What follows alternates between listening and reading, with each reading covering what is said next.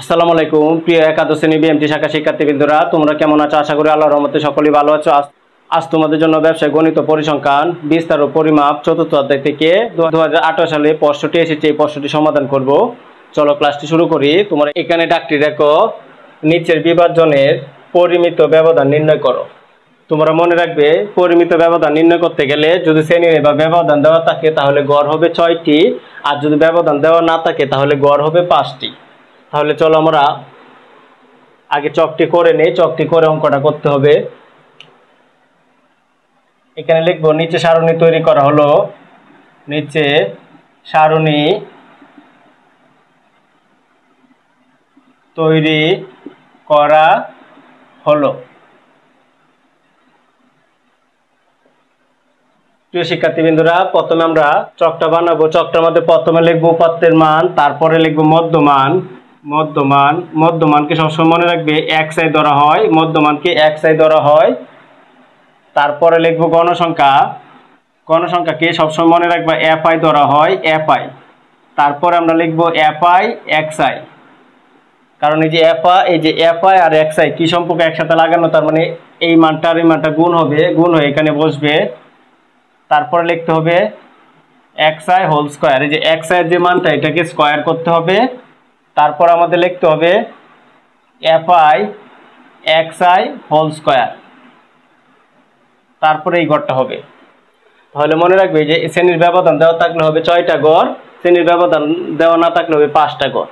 তাহলে প্রথমে আমরা উপাত্তের মান, এই যে উপাত্তের মান মানে শ্রেণীর ব্যবধান, তারপরে মধ্যমান লিখতে হবে, তারপরে গণসংখ্যা, তারপরে fi xi, তারপরে xi হোল স্কয়ার, তারপরে fi xi এর সাথে হোল স্কয়ার।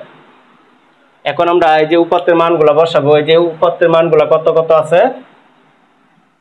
50 থেকে 100, তারপরে আছে 100 থেকে 150, তারপরে আছে 150 থেকে 200, তারপরে আছে 200 থেকে 250, তারপরে আছে 250 থেকে 300, তারপরে আছে 300 থেকে 350, 300 থেকে 350।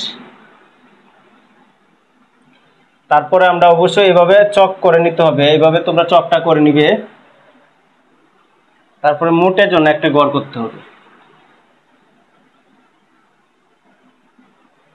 তারপর এই যে মধ্যমান বাইর করার নিয়মটা কি, এইটার এটা যোগ করব, যোগ করে 2 দ্বারা ভাগ করব। তাহলে 50 আর 100 যোগ করলে হবে 150, 150 সাথে 2 দিয়ে ভাগ করলে হবে 75। তারপরে আমাদের ব্যবধানটা কত, ব্যবধান হচ্ছে 50। তাহলে 75 এর সাথে ব্যবধান যত এত করে যোগ করে গেলেই আমরা ফলটা পেয়ে যাব।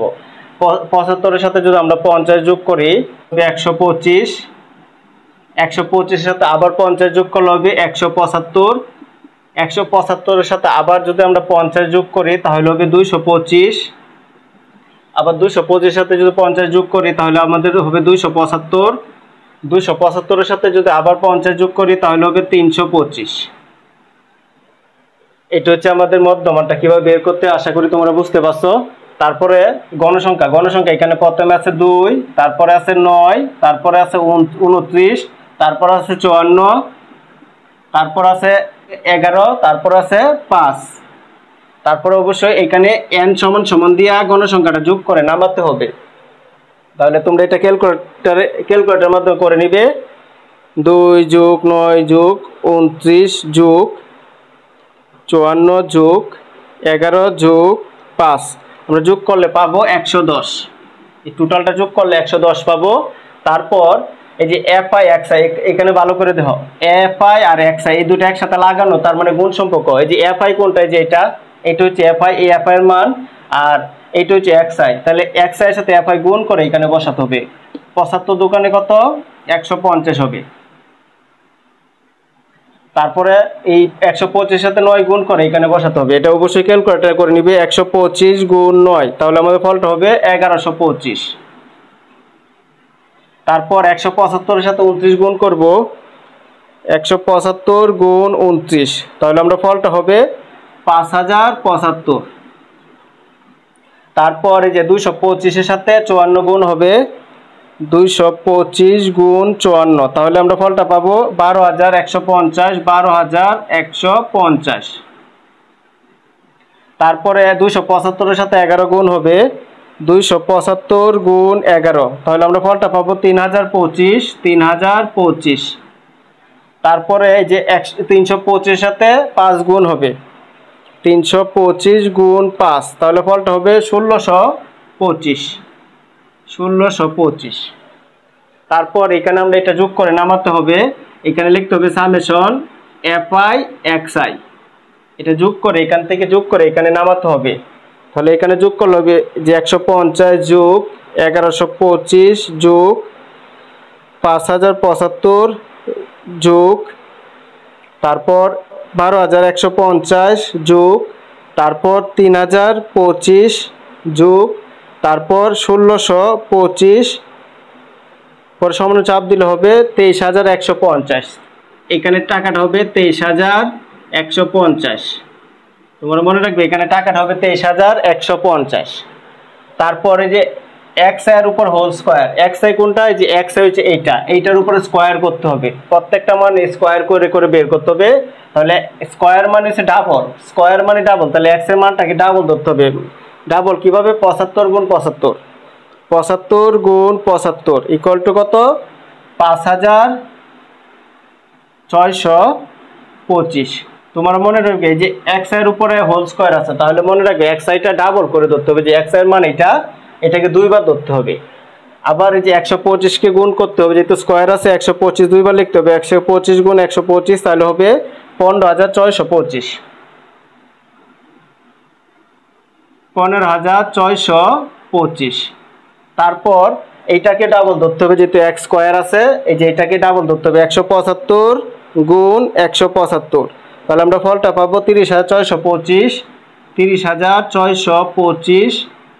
তারপর এইটাকে ডাবল ধরতে হবে, যেহেতু স্কয়ার, 225 গুণ 225, তাহলে আমাদের ফলটা হবে 50,625, 50,625। তারপর এটাকে ডাবল ধরতে হবে, 275 গুণ 275, 275 গুণ 275, তাহলে আমাদের ফলটা হবে 75,625, 75,625। তারপরে আমাদের এই যে এইটাকে ডাবল ধরতে হবে, 325 গুণ 325, তাহলে আমাদের ফলটা হবে 1,05,625, 1,05,625। এটা হবে আমাদের, যেহেতু x এর উপরে স্কয়ার আছে যেহেতু, তাহলে আমাদের মনে রাখতে হবে এই যে x এর উপরে স্কয়ার করতে হবে, প্রত্যেকটা মানের স্কয়ার করবে, এটাকে স্কয়ার করলে পাবো 5,625, এটাকে স্কয়ার করলে পাবো, এভাবে প্রত্যেকটা মান আমরা পেয়ে যাব। তারপর এখানে দেখো কি বলছে, fi এর সাথে xi হোল স্কয়ারে গুণ হবে, fi এর সাথে, fi কোনটা, এই যে fi হচ্ছে এইটার সাথে xi, এই যে xi হোল স্কয়ার, যেটা xi হোল স্কয়ারে গুণ হবে, এই যে এইটার সাথে এইটার গুণ হবে। তাহলে যদি আমরা এই দুইয়ের সাথে এটা গুণ করে এখানে ফলটা লিখতে হবে, তাহলে এখানে ফলটা হবে 5,625 গুণ 2, গুণ করলে হবে 11,250, 11,250। তারপর আবার এইটার সাথে এইটার গুণ করতে হবে, তাহলে আমরা গুণ করব 9 গুণ 15,625, গুণ করলে আমরা পাবো 1,40,625, 1,40,625। তারপর আবার এইটার সাথে এইটার গুণ করতে হবে, যে এইটার, তাহলে আমাদের এইটার সাথে 29 গুণ 30,625, গুণ করলে আমাদের ফলটা হবে 8,88,125, 8,88,125। তারপর আবার এইটার সাথে এইটার গুণ হবে 50,625 গুণ 54, তাহলে গুণ করলে হবে 2,73,000, 27,33,750, 27,33,750, ফলটা হবে 27,33,750। তারপর 11 সাথে আবার এটা গুণ হবে এইটার, তাহলে এখানে ফলটা হবে 75,000 625 গুণ 11, তাহলে গুণ করলে হবে 8,31,875। 8,31,875, 8,31,875। তারপরে 5-এর সাথে এটা গুণ হয়ে 5-এর সাথে এটার গুণ হবে, এটার 5-এর সাথে এটা গুণ হলে হবে 1,05,625 গুণ 5, তাহলে আমাদের ফলটা হবে 5,28,125। 5,28,125। তারপর আমাদের summation fi xi whole square, এটা যোগ করে আমাদের এখানে নামাতে হবে। এখানে আমাদের প্রত্যেকটা যোগ করে নামাতে হবে। তাহলে চলো আমরা যোগ করি। 11,250 11,250 যোগ 1,40,625 যোগ 8,88,125 যোগ তারপর 27,33,750 যোগ তারপর 8,31,875 যোগ তারপরে হবে 5,28,125। আমাদের যোগ করলে হবে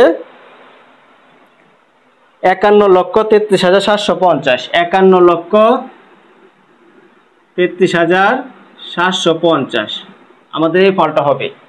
এখন আমাদের অঙ্কটা করে নিব। তাহলে এখানে দেখো, যদি এই যে পরিমিত ব্যবধান বলে, এটা সূত্রটা একটু মনে রাখতে হবে। চলো আমরা এই সূত্রটা লিখি। পরিমিত ব্যবধানের সূত্রটা হবে, সুতরাং